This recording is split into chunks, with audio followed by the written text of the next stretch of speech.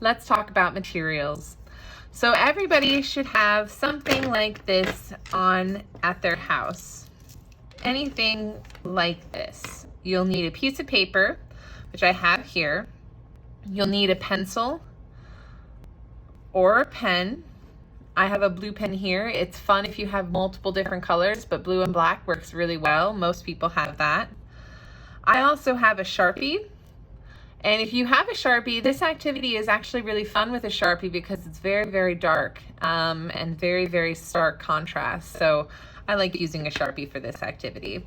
And then you have a regular old Crayola marker. I have pink here, and I also have teal. Teal and pink are my favorite combinations to paint with, so I like to go with that. So let's go ahead and take a look at our class objectives today.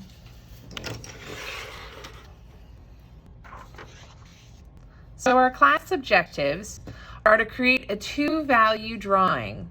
And that means we're going to have two values, only two values, a light and a dark. You're going to demonstrate different line weights. We talked about line weights before, and we're going to talk about it a little bit more during our lesson today. And then you're talking about creating connecting shapes, lines, and spaces. And that'll come and develop the more you practice this technique. So we'll see how that starts from our first time around. It can be really fun to see what happens instead. So our vocabulary today is going to be value, two value, line, and line weight. Again, value is how light or how dark something is. So if you have two values, the most contrast, and the contrast is the difference between two values, the more contrast you have, the stronger your two values will be. So the easiest, simplest one of that would be white and black. So if you have a black marker or a black pen, this will be perfect for this exercise.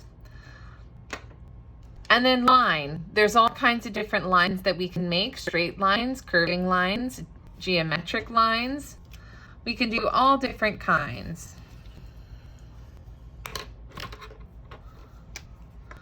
So just as a sample, we can do straight lines, wavy lines, really skirchy lines. We can also do lines that don't connect. We can do all kinds of different lines. And then line weight, again, is how heavy the line is or how thick. So if we want to see a thin line weight, we would use the tip of our marker and very lightly just kiss the surface to create a thin line.